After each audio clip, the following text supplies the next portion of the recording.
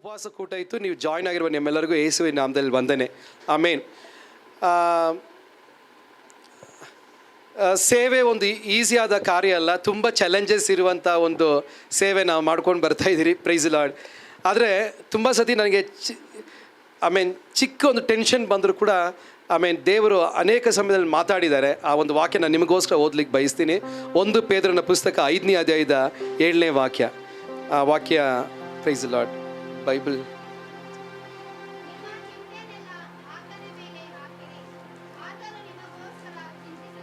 Okay, give that Bible, sister.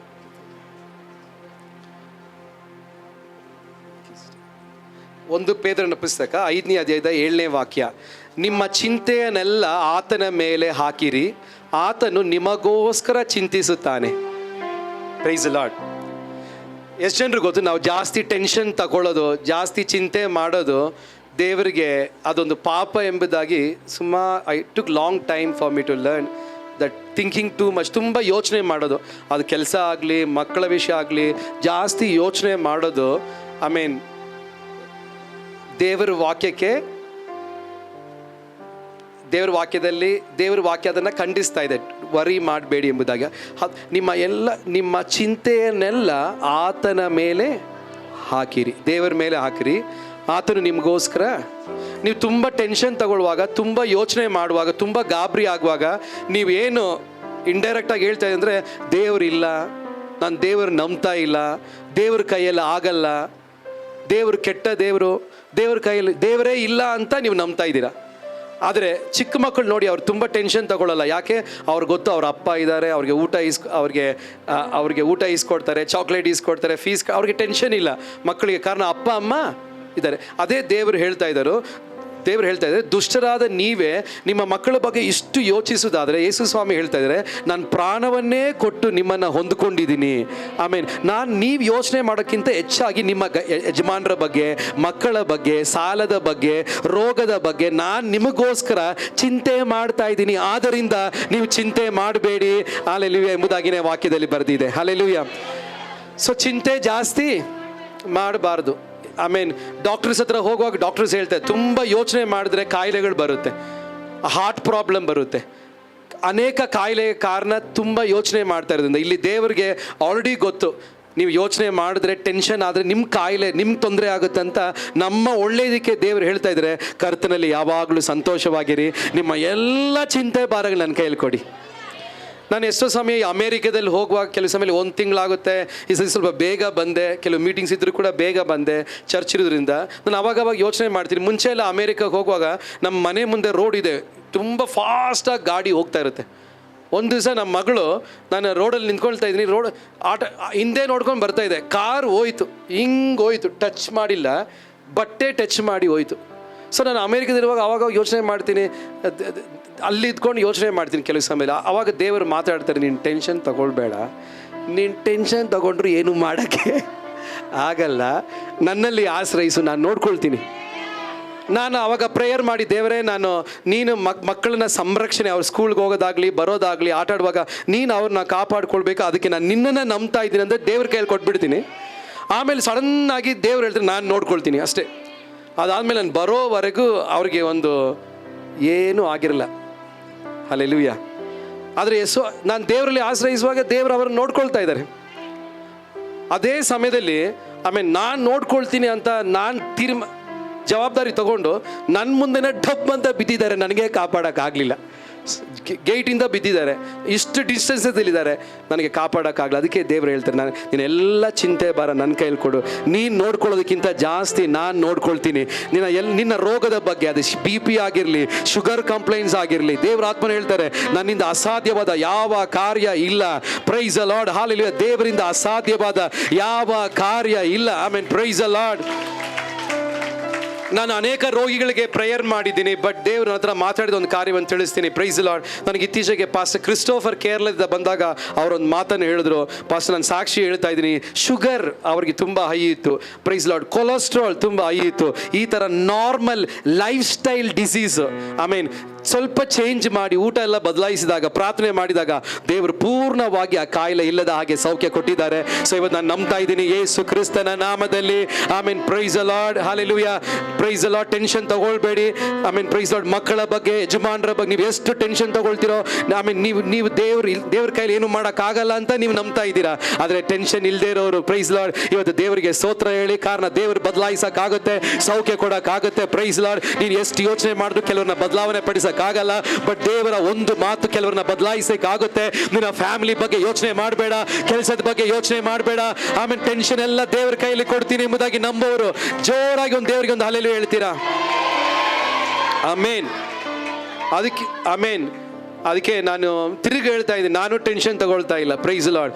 ನಾಳೆ ಏನಾಗುತ್ತೆ ಅಂತ ಗೊತ್ತಿಲ್ಲ, ಬಟ್ ಸಂತೋಷವಾಗಿರ್ತೀನಿ. ನಾಳೆ ಬೆಳಿಗ್ಗೆ ನನಗೇನು ಬೇಕೋ ದೇವರು ಅದನ್ನು ಕೊಡುವನಾಗಿರ್ತಾನೆ. ಇವತ್ತು ದೇವರ ಆತ್ಮ ತಿಳಿಸ್ತಾ ಇದ್ದಾರೆ, ಹಲ್ಲೆಲೂಯಾ, ನೀನು ಟೆನ್ಷನ್ ತಗೊಳ್ಬೇಡ, ಯೋಚನೆ ಮಾಡಬೇಡ. ಮಕ್ಕಳ ಬಗ್ಗೆ ಆಗಿರಲಿ, ಆರೋಗ್ಯದ ಬಗ್ಗೆ ಆಗಲಿ, ನಿನ್ನ ಚಿಂತೆ ಭಾರವನ್ನೆಲ್ಲ ಆತನ ಮೇಲೆ ಹಾಕಿರಿ, ಆತನು ನಿಮಗೋಸ್ಕರ ಚಿಂತಿಸುತ್ತಾನೆ. ಹಲ್ಲೆಲೂಯಾ. Praise lord. ದೇವರನ್ನ ಆಳವಾಗಿ ನಂಬ್ರಿ. ನಾನು ಇವಾಗ ಕೂಡ ಅಮೇರಿಕದಿಂದ ಬಂದಾಗ ವಿಮಾನದಲ್ಲಿ ಬಂದವಾಗ ಅವರು ಮುಂದಗಡೆ ಟಿವಿಯಲ್ಲಿ ತೋರಿಸ್ತಾ ಇದ್ರು, ನಾವು 39,000 ಅಡಿ ಮೇಲೆ ಇದ್ದೀರಿ. ನಾನು ಮೊದಲನೇ ಟೈಮ್ ವಿಮಾನದಲ್ಲಿ ಹೋಗಬೇಕು ಅಂತ ಆಸೆ ಪಟ್ಟಾಗ, ಪ್ರೇಯರ್ ಮಾಡಿದಾಗ ನನಗೊಂದು ಅವಸರ ಸಿಕ್ತು. ಮೊದಲನೇ ಟೈಮ್ ನನಗೆ ಯಾರ ಹತ್ರ ಹೇಳಿಲ್ಲ, ದೇವ್ರ ಹತ್ರ ಹೇಳಿದೆ. ಮೊದಲನೇ ಟೈಮ್ ವಿಮಾನದಲ್ಲಿ ಹೋಗುವಂಥದ್ದೇ ನನಗೆ ಅವಸರವನ್ನು ಕೊಟ್ಟರು. ಮೊದಲನೇ ನನ್ನ ಇಂಟರ್ನ್ಯಾಷನಲ್ ಪ್ರಯಾಣ ಚೆನ್ನೈಯಿಂದ ಕುವಾಲಾಲಂಪುರ್, ಮಲೇಷ್ಯಾಗೋಸ್ಕರ. ನಾನು ತುಂಬ ಸಂತೋಷದಿಂದ ವಿಮಾನದಲ್ಲಿ ಹೋಗಬೇಕು, ದೇವರು ಒಂದು ಅವಸರವನ್ನು ಕೊಟ್ಟರು ಅಂತ ನಾನು ತುಂಬ ಸಂತೋಷದಿಂದ ಹೋದೆ. ಆದರೆ ಒಳಗಡೆ ಒಂದು ಕಾರಣ, ಸೈಕಲ್ ಹೋದಾಗಲೇ ಒಂದು ಸತಿ ಆಕ್ಸಿಡೆಂಟ್ ಆಗಿದೆ. ವಿಮಾನ ಇಷ್ಟು ಅಡಿ ಮೇಲಿರುತ್ತಲ್ಲ, ಏನಾಗುತ್ತೆ ಅಂತ ಭಯ. ಆಮೇಲೆ ಭಯದಲ್ಲಿ ಹೋಗಿ ಕುತ್ಕೊಂಡಿದ್ದ ತಕ್ಷಣ ಮಧ್ಯರಾತ್ರಿ ವಿಮಾನ ನ್ಯೂಸ್ ಪೇಪರ್ ಕೊಟ್ಟರು. ನಾನು ನ್ಯೂಸ್ ಪೇಪರ್ ಹೆಡ್ಡಿಂಗ್ ನೋಡಿದ್ರೆ ಎಲ್ಲೋ ವಿಮಾನ ಕ್ರ್ಯಾಶ್ ಆಗಿ 300 ಜನ ತೀರ್ಕೊಂಡ್ಬಿಟ್ಟಿದ್ದಾರೆ. ಮೊದಲನೇ ನ್ಯೂಸು. ಫಸ್ಟ್ ಆಫ್ ಆಲ್ ಭಯ, ಅದ್ರ ಮೇಲೆ ಫಸ್ಟ್ ಈ ನ್ಯೂಸ್ ನೋಡಿದಾಗ ಇನ್ನೂ ಭಯ. ಅವಾಗ ಕೂಡ ದೇವರು ಮಾತಾಡಿದ್ರು, ಹಲ್ಲೆಲೂಯಾ, ನೀನು ನನ್ನನ್ನು ನಂಬಿದ್ರೆ, ಹಲ್ಲೆಲೂಯಾ, ಪ್ರೈಸ್ ಲಾರ್ಡ್, ನೀನು ಎಲ್ಲಿ ಕರ್ಕೊಂಡು ಹೋಗ್ಬೇಕಲ್ಲ ನಾನು ಬಿಡ್ತೀನಿ. ನೀನು ಒಬ್ಬ ನನ್ನ ನಂಬ್ತಾರದ ಇಡೀ ವಿಮಾನವನ್ನು ಸಂರಕ್ಷಿಸಕ್ಕೆ ನನ್ನ ಕೈಲಾಗುತ್ತೆ. ಚಿಂತೆ ಮಾಡಬೇಡಿ, ಟೆನ್ಷನ್ ತಗೊಳ್ಬೇಡಿ. ದೇವ್ರ ಆತ್ಮ ಹೇಳ್ತಾರೆ, ಇವತ್ತು ನೀನು ಆರಾಧನೆ ಮಾಡುವುದಾದ್ರೆ ನಿನ್ನ ಸಾಲವನ್ನು ದೇವರು ತೀರಿಸ್ತಾರೆ, ನಿನ್ನ ರೋಗವನ್ನು ದೇವರು ಸೌಖ್ಯ ಮಾಡ್ತಾರೆ, ನಿಮ್ಮ ಮನೆಯಲ್ಲಿ ರಕ್ಷಣೆ ಹೊಂದಿರೋರನ್ನ ದೇವರು ರಕ್ಷಣೆಗೆ ತರ್ತಾರೆ. ಚಿಂತೆ ಮಾಡೋದು ಬಿಡಿ, ದೇವರನ್ನ ಸ್ತುತಿಸೋರು ಜೋರಾಗಿ ಹಲ್ಲೆಲೂಯಾ, ಹಲ್ಲೆಲೂಯಾ. ಕರ್ತನ ಮೇಲೆ ನಿನ್ನ ಚಿಂತೆಯನ್ನು ಹಾಕಿ ವಿಶ್ರಮಿಸು, ಅವನೇ ನಿನ್ನನ್ನು ಕಾಯುವನು, ಮನವೇ ಮರುಗದಿರು. ಕರ್ತನ ಮೇಲೆ ನಿನ್ನ ಚಿಂತೆಯನ್ನು ಹಾಕಿ ವಿಶ್ರಮಿಸು, ಅವನೇ ನಿನ್ನನ್ನು ಕಾಯುವನು, ಮನವೇ ಮರುಗದಿರು. ನನ್ನನ್ನು ಕಾಯುವ ದೇವರು ನನಗೆ ನಿರಲಾಗಿ ನಿಲ್ಲುವನು. ನನ್ನನ್ನು ಕಾಯುವ ದೇವರು ನನಗೆ ನಿರಲಾಗಿ ನಿಲ್ಲುವನು. ನನ್ನ ಮೇಲೆ ನಿನ್ನ ಚಿಂತೆಯನ್ನು ಹಾಕಿ ವಿಶ್ರಮಿಸು, ಅವನೇ ನಿನ್ನನ್ನು ಕಾಯುವನು, ಮನವೇ ಮರುಗದಿರು. ನೀತಿವಂತನೆಂದು ಕೈ ಬಿಡನು, ನಿತ್ಯವೂ ಕಾದು. ನೀತಿವಂತನೆಂದು ಕೈ ಬಿಡನು, ನಿತ್ಯವೂ ಕಾದು ನಡೆಸುವನು. ಕರ್ತನ ಮೇಲೆ ನಿನ್ನ ಚಿಂತೆಯನ್ನು ಹಾಕಿ ವಿಶ್ರಮಿಸು, ಅವನೇ ನಿನ್ನನ್ನು ಕಾಯುವನು. ಹಲ್ಲೆಲೂಯಾ. ಆಮೇಲೆ ಚಿಂತೆ ಜಾಸ್ತಿ ಮಾಡೋದು ಬೇಡ ಅಂತ ದೇವರು ನನ್ನ ಹತ್ರ ಮಾತಾಡಿದ್ರು ಈ ವಾಕ್ಯದ ಮುಖಾಂತರ. ಇನ್ನು ಎಲ್ಲ ಚಿಂತೆ ಭಾರ ದೇವ್ರ ಕೈಲಿ ಕೊಡಿ. ಆ ಸಾಲದ ವಿಷಯ, ಲೋನ್ದು ವಿಷಯ, ಸಿಸ್ಟರ್ ಹೇಳ್ತಾ ಇದ್ರು ಇನ್ಶೂರೆನ್ಸ್ ಬಗ್ಗೆ. ನಾನು ಎಷ್ಟೋ ಸಮಯ ಆ ಥರ ನಂಬಿದ್ದೀನಿ, ನಂಬಿದಾಗೆಲ್ಲ ತೊಂದರೆ ಆಗಿದೆ. ದೇವರು ನಂಬಿದಾಗೆ ಸ್ಮೂತ್ ಆಗಿ ಎಲ್ಲ ಕೆಲಸಗಳಾಗಿದೆ. ಹಲ್ಲೆಲೂಯಾ. ಟೆನ್ಷನ್ನು ಕಾಯಿಲೆ ಬರುತ್ತೆ. ನಗಿತಾ ಇದ್ರೆ ಆರೋಗ್ಯವಾಗಿರ್ತೀರ. ಅದಕ್ಕೆ ನನಗೆ ಜೋಕ್ ಹೇಳೋರು ತುಂಬ ಇಷ್ಟ. ಯಾವಾಗಲೂ ನಗೀತಾ ಇದ್ರೆ ನಮಗೂ ಸಂತೋಷ. Price Lord. ನೀವು ಇವಾಗಾದರೂ ನಗೀರಿ ಒಂದ್ಸತಿ. ಆಮೇಲೆ ನಾನು ಫಸ್ಟ್ ಟೈಮ್ ಯುರೋಪಿಗೆ ಹೋದೆ. ಸೊ ಯುರೋಪ್ ದೇಶದಲ್ಲಿ ನಾನು ಸಾಕ್ಷಿ ಹೇಳಿದ್ದೀನಿ, ಬಟ್ ತಿರುಗಿ ರಿಪೀಟ್ ಮಾಡ್ತಾಯಿದ್ದೀನಿ. ನನಗೆ ಒಂದೇ ಥರ ದುಡ್ಡು ಇರುತ್ತೆ ಅಂತ ಯೋಚನೆ. ಸೊ ನಾನು ಅಲ್ಲಿ ಫಸ್ಟ್ ಟೈಮ್ ಹೋದಾಗ ನನ್ನ ಕೈಲಿ 10,000 ರೂಪಾಯಿ ಇತ್ತು. 10,000 ರೂಪಾಯಿ ಇತ್ತು. ಆಮೇಲೆ ಅಷ್ಟೇ, 1 ತಿಂಗಳಲ್ಲಿ ಇರಬೇಕು, ವಾಪಸ್ ಬರಬೇಕು. ನಾನು ತುಂಬ ಖುಷಿಯಾಗಿ ಹೋದೆ, 10,000 ರೂಪಾಯಿ ಇದೆಯಲ್ಲ ಅಂತ. ಆಮೇಲೆ ಅಲ್ಲಿ ಊಟಕ್ಕೆ ಹೋದಾಗ ಒಂದು ಊಟ ಕೊಟ್ಟರು. ಅವಾಗ ಏನಂದರೆ ಸ್ವಲ್ಪ ಚಿತ್ರಾನ್ನ ಥರ ಒಂದು ಊಟ, ಸ್ವಲ್ಪ ಫಿಂಗರ್ ಚಿಪ್ಸು, ಸ್ವಲ್ಪ ಜ್ಯೂಸು, ಕೆಚಪ್, ಇಷ್ಟೇ. ನಂಗೆ ಹೇಳಿದೆ ಇಷ್ಟೇನಾ ಊಟ? ಇಷ್ಟೇ ಊಟ. ಓಕೆ. ಆಮೇಲೆ ನಂಗೆ ತಗೊಂಡೆ. ಅವ್ನು ಹೇಳಿದ್ರೆ ಎಷ್ಟು ಅಂತ. ಅವಾಗ ಹೇಳಿದ್ರು 5,000 ಅಂತ. ದೇವರೇ, ನನಗೆ 5,000 ರೂಪಾಯಿ ಒಂದು ಊಟಕ್ಕೆ, ಅದು ಇಷ್ಟು, ಅದು ಹೊಟ್ಟೆನೇ ತುಂಬಲ್ಲ. ಅದೇ ಸ್ವಲ್ಪ ಒಂದು ಜ್ಯೂಸು, ಫಿಂಗರ್ ಚಿಪ್ಸು, ಸ್ವಲ್ಪ ಕೆಚಪ್ಪು. ನಾನು ಯೋಚನೆ ಮಾಡ್ತಾಯಿದ್ದೆ, ಒಂದು ಊಟಕ್ಕೆ 5,000 ರೂಪಾಯಿ, 1 ತಿಂಗಳು ನಾನು ಈ ಊರಲ್ಲಿ ಇರಬೇಕು. ಆವಾಗ ಶುರು ಆಯಿತು ಟೆನ್ಷನ್. ಏನು ಮಾಡ್ತೀನಿ, ಯಾರೂ ಗೊತ್ತಿಲ್ಲ. ಆಮೇಲೆ ಅಲ್ಲಿ ಫೋನ್ ಮಾಡೋಕ್ಕೂ ಆಗಲ್ಲ, ಅಲ್ಲಿಂದ ಕಳ್ಸೋಕ್ಕಾಗಲ್ಲ. ನಿಮ್ಗೆ ಗೊತ್ತಿರುತ್ತೆ ವೆಸ್ಟರ್ನ್ ಯೂನಿಯನ್ ಅಂತ ಇದೆ. ಫಾರಿನಿಂದ ಇಂಡಿಯಾಗೆ, ಆಫ್ರಿಕಾಗೆ ದುಡ್ಡು ಕಳಿಸ್ಬೋದು, ಬಟ್ ಇಲ್ಲಿಂದ ಫಾರಿನ್ಗೆ ದುಡ್ಡು ಕಳ್ಸೋಕ್ಕಾಗಲ್ಲ. ಸೊ ದುಡ್ಡು ಕಳ್ಸೋಕ್ಕಾಗಲ್ಲ. ನಾವು ತುಂಬ ಟೆನ್ಷನ್ ಆಗಿ ಯೋಚನೆ ಮಾಡ್ತೀವಿ. ಹಿಂಗೆ ಯಾರೂ ಬೇರೆ ಗೊತ್ತಿಲ್ಲ.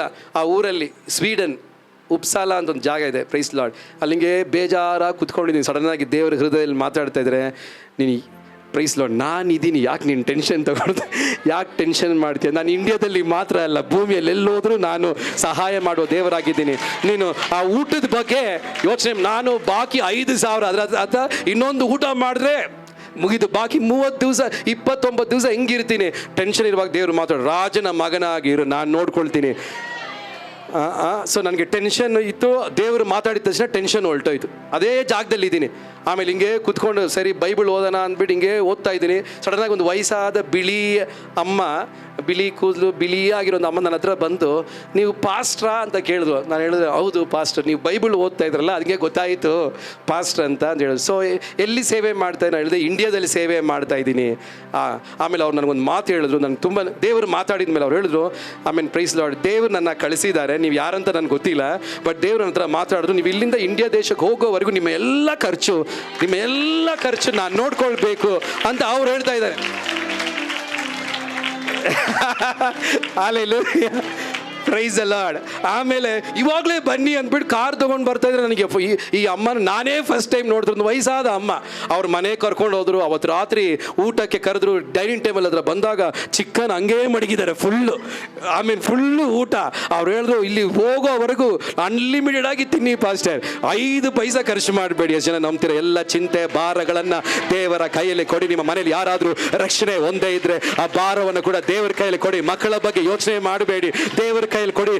ನಿಮ್ಮನ್ನು ಅವರ ಬದಲಾಯಿಸಕ್ಕಾಗಲ್ಲ, ಬಟ್ ದೇವರಿಗೆ ಅವ್ರನ್ನ ಬದಲಾಯಿಸಕ್ಕಾಗುತ್ತೆ. ಎಷ್ಟು ಜನ ನಂಬ್ತೀರಾ? ಹಲ್ಲೆಲೂಯಾ. ನಂಬೋರು ದೇವರಿಗೆ ಗಟ್ಟಿಗೆ ಸ್ತೋತ್ರ ಸಲ್ಲಿಸಿ. ನೀವು ಎಷ್ಟು ಯೋಚನೆ ಮಾಡಿದ್ರು ಸಾಲ ತೀರಲ್ಲ, ಬಟ್ ದೇವರ ಹತ್ರ ಹೇಳ್ಕೊಳ್ಳಿ. ಹಲ್ಲೆಲೂಯಾ. ಸೊ ಟೆನ್ಷನ್ ತಗೊಳ್ಬಾರ್ದು. ಅವತ್ತು ನನಗೆ ಗೊತ್ತಾಯ್ತು, ರಾಜನ ಮಗ ಥರ ಇರಬೇಕು. ದುಡ್ಡಿದೆಯೋ ಇಲ್ವೋ, ನಂಬಿಕೆ ಇದ್ರೆ ದೇವ್ರು ನೋಡ್ಕೊಳ್ತಾರೆ.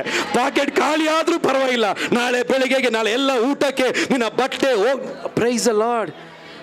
ನಾನು ಗಂಗನಲ್ಲಿ ಹೋಗ್ತಾ ಇದ್ದಾಗ ಒಂದು ಶೂಸ್ ರೋಡ್ ಸೈಡಲ್ಲಿ ಮಾರ್ತಾ ಇದ್ರು. ಕಮ್ಮಿ ಅಲ್ಲ ಅಂದ್ಬಿಟ್ಟು ಆ ಶೂಸ್ ತಗೊಂಡೆ. ಆಮೇಲೆ ಆ ಶೂಸ್ ಹಾಕಿದ್ರೆ ಕಾಲೆಲ್ಲ ನೋವ್ತಾ ಇದೆ. ಕಾರಣ ಆ ಥರ ಶೂಸು. ಎಷ್ಟಂದ್ರೆ ರೇಟ್ ಕೇಳಬೇಡಿ, ತುಂಬ ಕಮ್ಮಿ. ನಾನು ಅದೇ ಹಾಕೊಂಡು ನಡೆಯೋಕ್ಕೆ ಆಗ್ತಾಯಿದೆ, ನೋವ್ತಾ ಇದೆ ಅಂತ. Praise Lord. ಆದರೆ ನನಗೆ ಪ್ರೇಯರ್ ಮಾಡಿಬಿಟ್ಟು ಬಿಟ್ಬಿಟ್ಟೆ ದೇವರ ಹತ್ರ. ಆಮೇಲೆ ನೋಡಿ, ಯಾರೋ ಒಂದು ಪಾಸ್ಟು ಫಾರಿನಿಂದ ಬರ್ತಾ ಇದ್ದಾರೆ. ಅವ್ರ ಹತ್ರ ಸಡನ್ನಾಗಿ ಮೆಸೇಜ್ ಕಳಿಸಿದ್ದಾರೆ, ನಿಮ್ಮದು ಶೂಸ್ ಸೈಜ್ ಎಷ್ಟು, ನಿಮ್ಮದು ಶೂಸ್ ಸೈಜ್ ಎಷ್ಟು ಅಂತ ಕೇಳಿ. ನಾನು ಯೋಚನೆ ಮಾಡ್ತಾಯಿದ್ದೀನಿ, ಇವ್ರಿಗೆ ಹೆಂಗೆ ಗೊತ್ತು?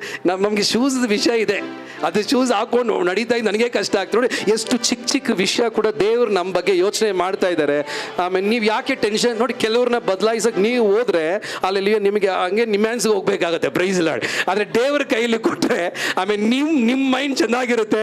ದೇವ್ರು ಕೆಲವ್ರನ್ನ ಬದಲಾಯಿಸ್ತಾರೆ. ನೋಡಿ, ನಮ್ಮ ಅಪ್ಪ ಎಲ್ಲ ಚರ್ಚಿಗೆ ಒಂಥರ ಕಲ್ಲು ಥರ, ವೀರಪ್ಪನ ಥರ ಹೃದಯ ಇರೋರು. ಅವ್ರಿಗೆ ಯಾರು ಏನು ಹೇಳೋಕ್ಕಾಗಲ್ಲ. ಹಲ್ಲೆಲೂಯಾ. ಆದರೆ ನಮ್ಮ ತಾಯಿ ದೇವ್ರನ್ನ ನಂಬಿದ್ರು. ಹಲ್ಲೆಲೂಯಾ. ದೇವರು 1 ಸೆಕೆಂಡ್, 1 ದಿನ ಮಾತಾಡಿದಾಗೆ ಕಲ್ಲು ತರುವ ಇರುವ ವ್ಯಕ್ತಿ ಮನಕಾಲು ಹಾಕಿ ಚಿಕ್ಕ ವಯಸ್ಸಿಂದ ಮಾಡಿದ ಎಲ್ಲ ಪಾಪ ಅರಿಕೆ ಮಾಡಿ ಬದಲಾಯಿಸಲಿಕ್ಕೆ ನಮ್ಮ ತಾಯಿ 100 ಸತಿ ಮಾತಾಡಿದ್ರು. ಬದಲಾವಣೆ ಆಗ್ದಿರೋ ದೇವರ ಮೇಲೆ ಚಿಂತೆ ಭಾರವನ್ನು ಕೊಟ್ಟಿದಾಗ, ದೇವರು ಒಂದೇ 1 ಸೆಕೆಂಡ್ ಅವರ ಹೃದಯದಲ್ಲಿ ಮಾತಾಡಿದಾಗ ದೇವರು ಚೇಂಜಸ್ ಅನ್ನು ಕೊಟ್ಟರು ಎಂಬುದಾಗಿ ಧೈರ್ಯವಾಗಿ ಹೇಳಲಿಕ್ಕೆ ಬರುತ್ತೆ.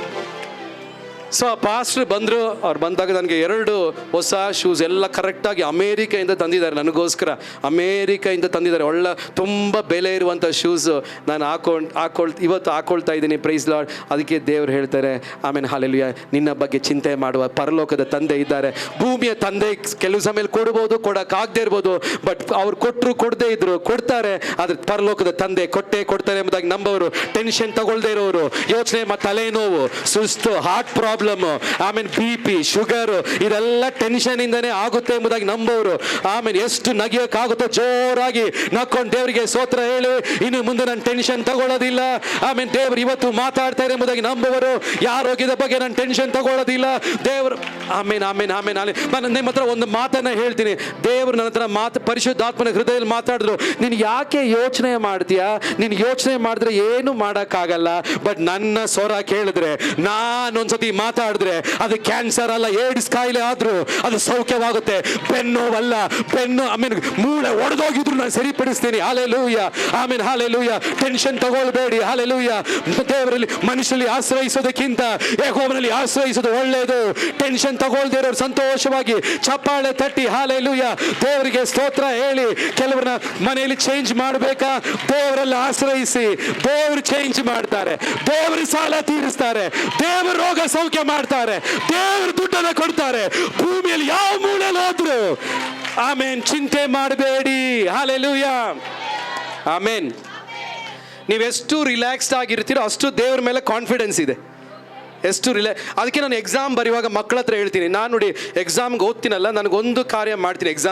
ಎಕ್ಸಾಮ್ ಓದೋಕ್ಕಿಂತ ಮುಂಚೆ ಬಬಲ್ ಗಮ್ ಎಲ್ಲ ತಿಂದು ತುಂಬ ಓದಿರ್ತೀನೋ ಇಲ್ವೋ ಈಸಿಯಾಗಿ ಹೋಗ್ತೀನಿ. ಯಾಕಂದರೆ ಈ ಜಾಸ್ತಿ ಟೆನ್ಷನ್ ತಗೊಳ್ಳುವಾಗ ಓದಿರೋದು ಮರ್ತೋಗಿದ್ದೀನಿ.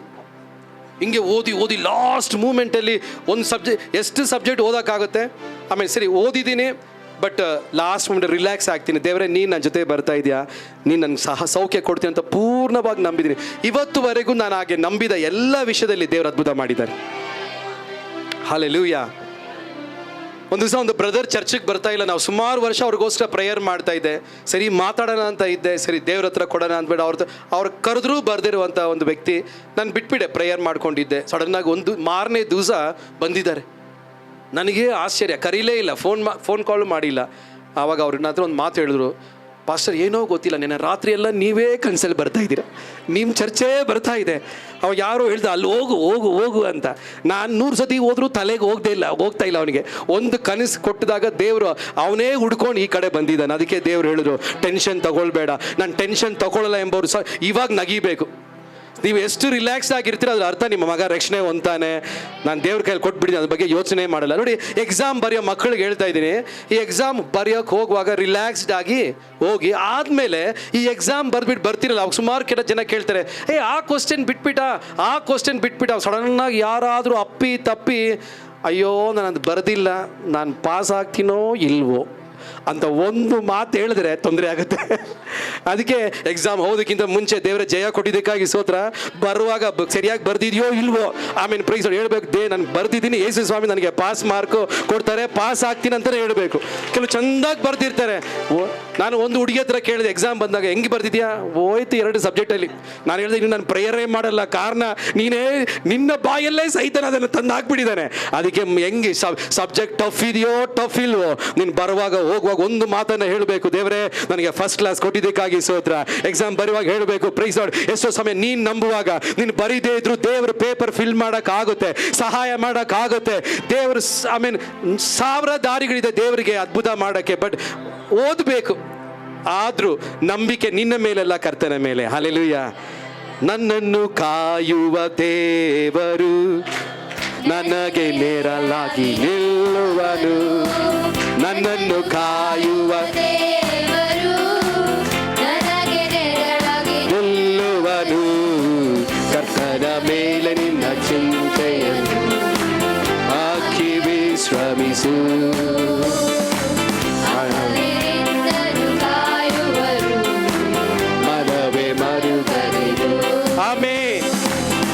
ನೀವು ಕೈ ತಟ್ಟುವಾಗ ಬೇಜಾರು ಮಾಡ್ಕೊಳ್ಬೇಡಿ, ಯಾಕೆ ಹಿಂಗೆ ಕೈ ತಡಿಸ್ತಾರೆ ಅಂತ. ಎಷ್ಟು ಕೈ ತಡಿತೀಯೋ ಅಷ್ಟು ಆರೋಗ್ಯ ಉಂಟಾಗ್ತೈತೆ.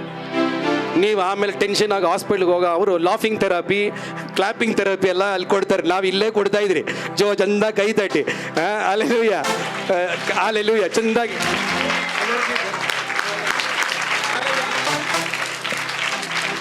ಆಮೇನ್.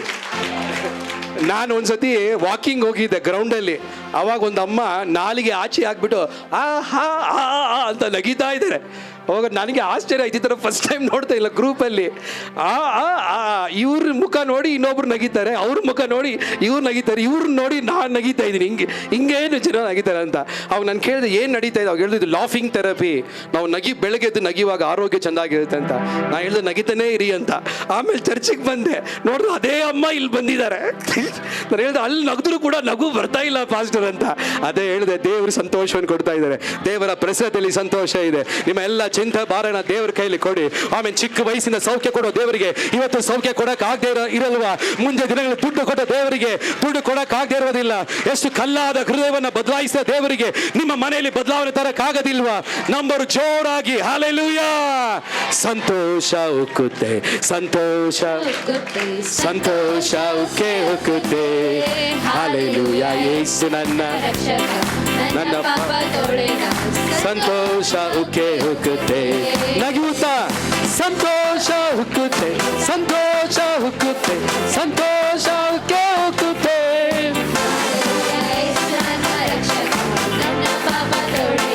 ಸಂತೋಷ ಉಕ್ಕೆ ಹುಕ್ಕುತ್ತೆ. ಆರಾಧನೆ ನಿಮಗೆ, ಆರಾಧನೆ ನಿಮಗೆ. ಸಂತೋಷ ಬರಲಿ.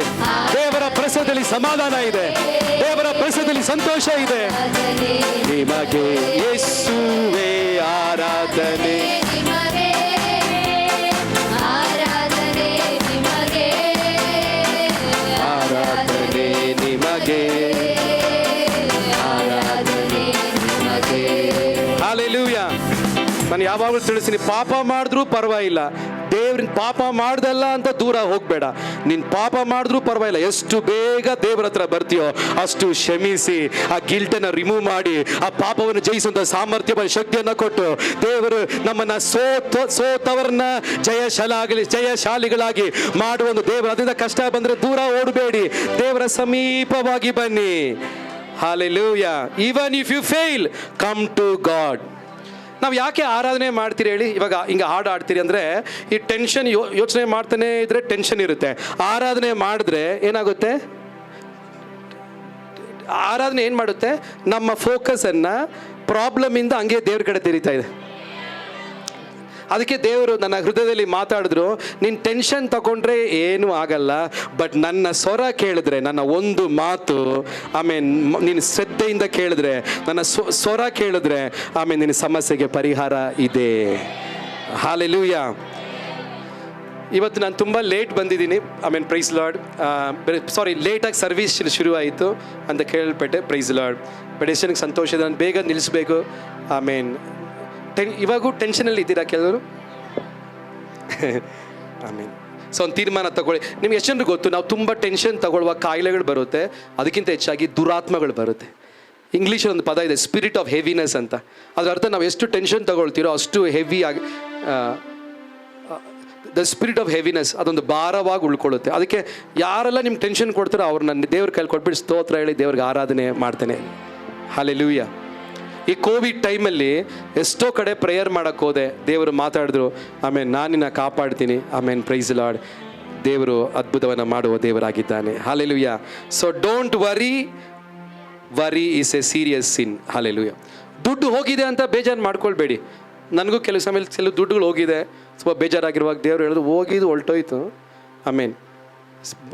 ಆದರೆ ನೀನು ನನ್ನ ಹತ್ರ ಇದ್ದರೆ 5 ಬಾಗಿಲು ತೆಗಿತೀನಿ. ಹೋಗಿದ್ದ ದುಡ್ಡು ಇಂಟ್ರೆಸ್ಟ್ ಸೇರಿಸಿ ನಿನ್ನ ಕೈಯಲ್ಲಿ ಕೊಡೋಕ್ಕೆ ಅನೇಕ ಬಾಗಿಲು. ದುಡ್ಡು ಹೋಯ್ತಲ್ಲ ಅಂತ ಬೇಜಾರು ಪಡಬೇಡ.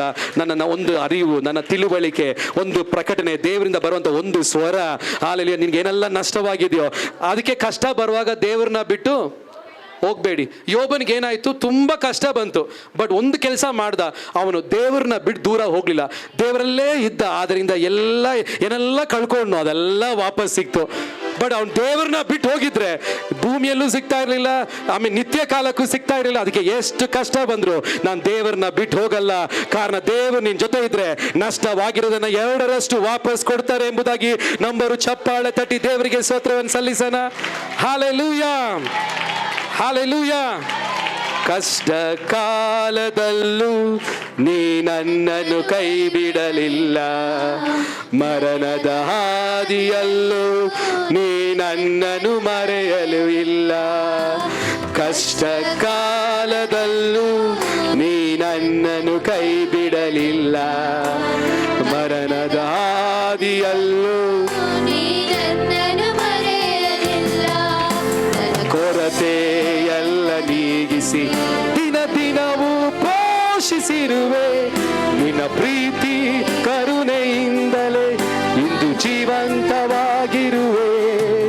ನನ್ನ ಕೊರತೆ ಎಲ್ಲ ನೀಗಿಸಿ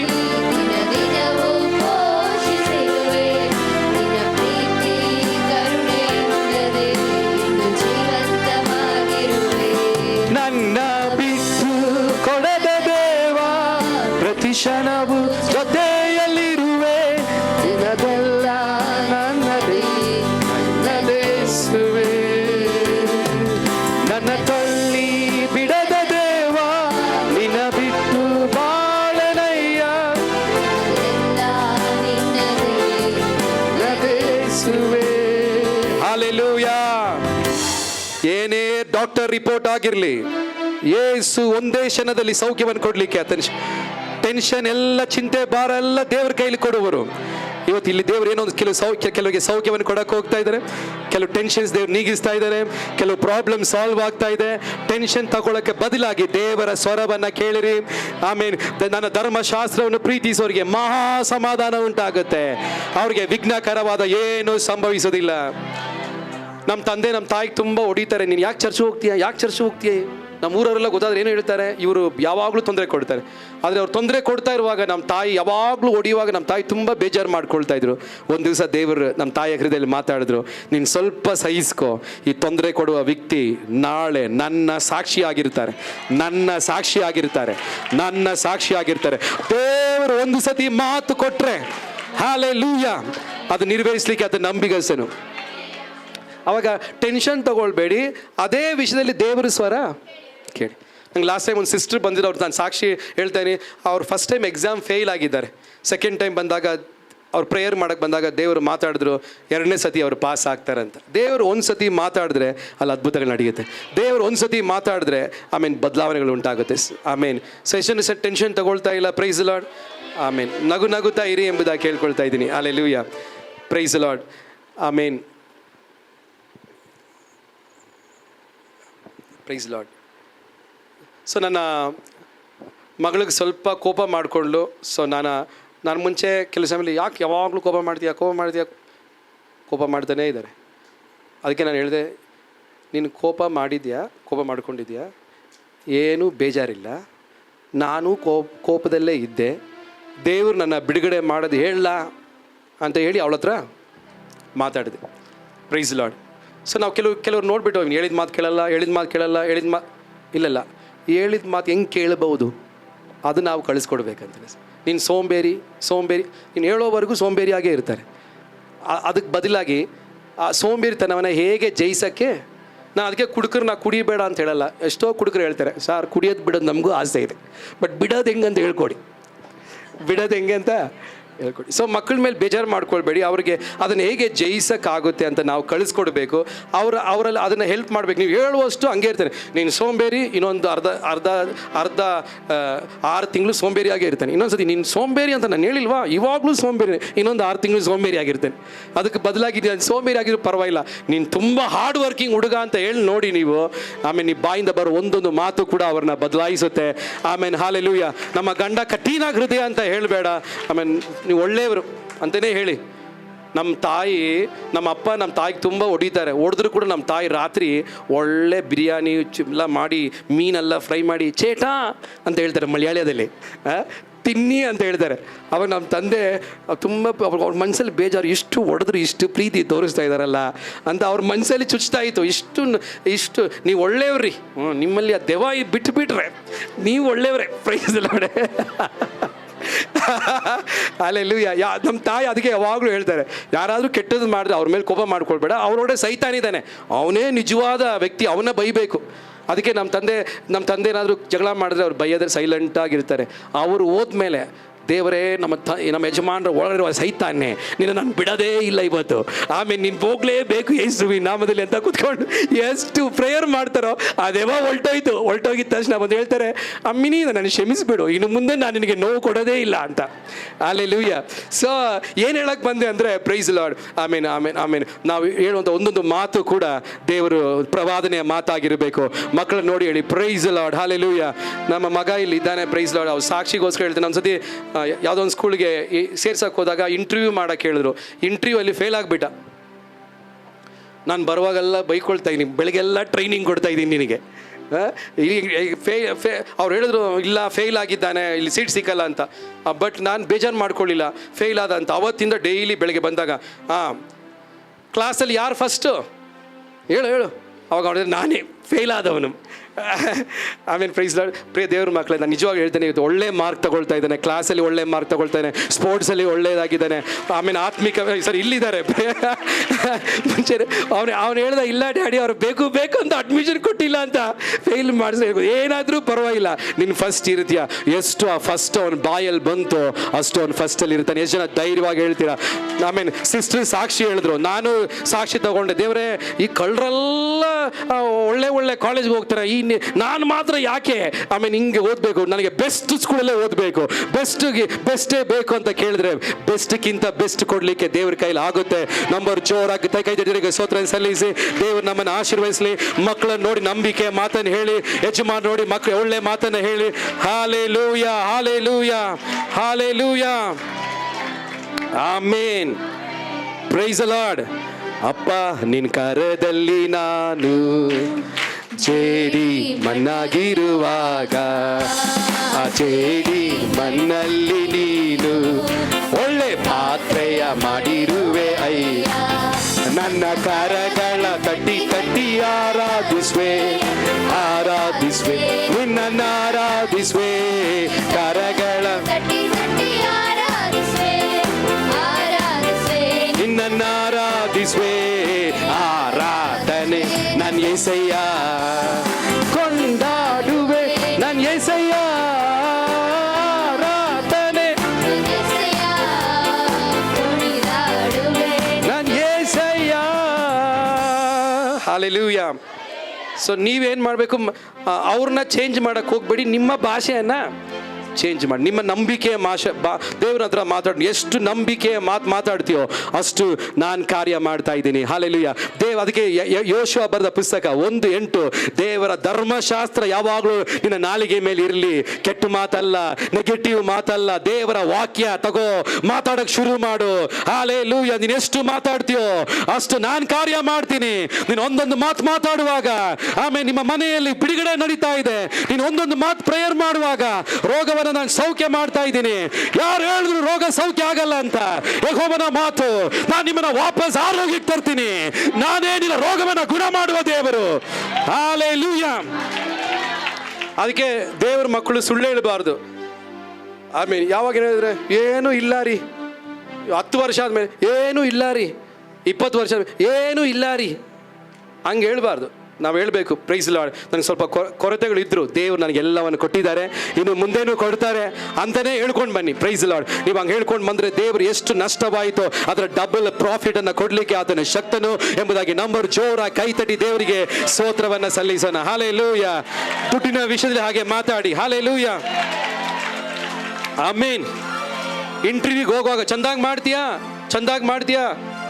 ಟ್ರೈ ಮಾಡ್ತೀನಿ, ಇಲ್ಲ ನಾನು ಬೆಸ್ಟ್ ಮಾಡ್ತೀನಿ, ನಾನು ಬೆಸ್ಟ್ ಮಾಡ್ತೀನಿ. ಹಲ್ಲೆಲೂಯಾ. ನನಗೆ ಸ್ವಲ್ಪ ಕಷ್ಟ ಇದೆ, ಆದರೂ ಪರವಾಗಿಲ್ಲ, ನನಗೆ ಯಾವ ಕೊರತೆನ ದೇವರು ಮಡಗಲಿಲ್ಲ. ಹಲ್ಲೆಲೂಯಾ. ಆರಿಕೆ ಮಾಡೋ ದೇವರ ಮಕ್ಕಳಿಗಾಗಿ ಸ್ತೋತ್ರ. ಯೇಸುವಿನ ರೋಗಿಗಳು ನಂಬ್ತೀರಾ, ದೇವರು ನನಗೆ ಸೌಖ್ಯವನ್ನ ಕೊಡ್ತಾರೆ ಎಂಬುದಾಗಿ. Hallelujah, amen. ಡಾಕ್ಟರ್ ಹೇಳಿರ್ಬೋದು ಸೌಖ್ಯ ಆಗಲ್ಲ ಅಂತ, ಬಟ್ ದೇವರ ಆತ್ಮನ ಹೇಳ್ತಾ ಇದ್ದಾರೆ, ಸತ್ತ ವ್ಯಕ್ತಿಯನ್ನು ನನ್ನ ಜೀವಕ್ಕೆ ತರಲಿಕ್ಕೆ ನನಗೆ ಶಕ್ತಿ ಇದೆ. ನಂಬುವವರಿಂದ ಎಲ್ಲ ಸಾಧ್ಯ. ಹಾಲೆಲೂಯಾ. ಯಾವುದು ಅಸಾಧ್ಯವಿಲ್ಲವೂ, ಯಾವುದು ಅಸಾಧ್ಯವಿಲ್ಲವೂ ನಮ್ಮ ದೇವಾದಿ ದೇವರಿಗೆ. ಯಾವುದು ಅಸಾಧ್ಯವಿಲ್ಲವೂ ನಮ್ಮ ದೇವಾದಿ ದೇವರಿಗೆ. ನನ್ನ ಪ್ರೊಫೆಷನ್ ಮುಂದೆ ಬರ್ತಾ ಇದ್ದೀನಿ. ಹಾಲೆಲೂಯಾ.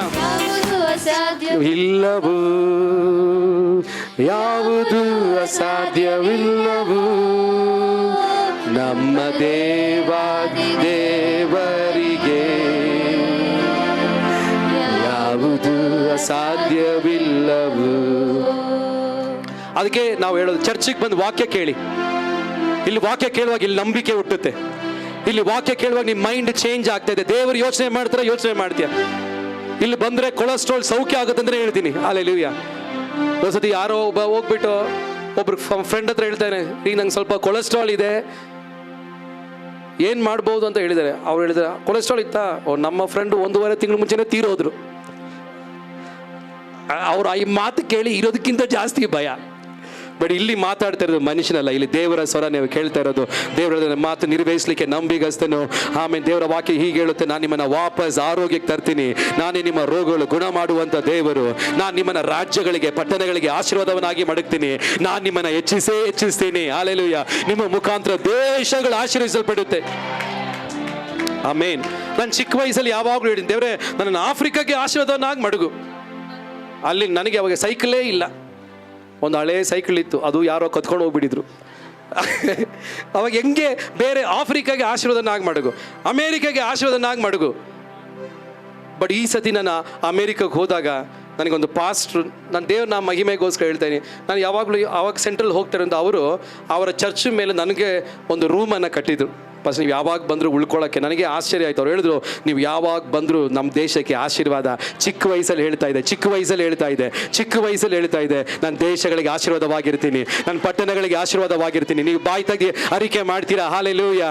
ನನಗೆ ಅವಾಗ ಕನ್ನಡ ಸರ್ವಿಸಲ್ಲಿ ದೇವರು ಮಾತಾಡಿದ್ದಾರೆ, ನಾನು ದರಿದ್ರರನ್ನ ತಿಪ್ಪೆಯಿಂದ ಎಬ್ಬಿಸಿ ಶ್ರೀಮಂತರ ಜೊತೆ ಕುತ್ಕೊಳ್ಳುವಂತೆ ಮಾಡ್ತೀನಿ. ಇವತ್ತು ಈ ಪ್ರವಾದನೆಯ ಮಾತಾಗಿ ದೇವರನ್ನು ನೋಡಿ ತಿಳಿಸ್ತಾ ಇದ್ದಾರೆ. ಆಮೇನ್. ಸೊ ವಿಶ್ವಾಸಿಗಳು ಹೆಂಗೆ ಹೇಳಬೇಕು, ಮಾತಾಡುವಾಗ ದೇವರನ್ನು ಆಶೀರ್ವಾದ ಮಾಡ್ತಾರೆ ಪಾಸ್ಟರ್.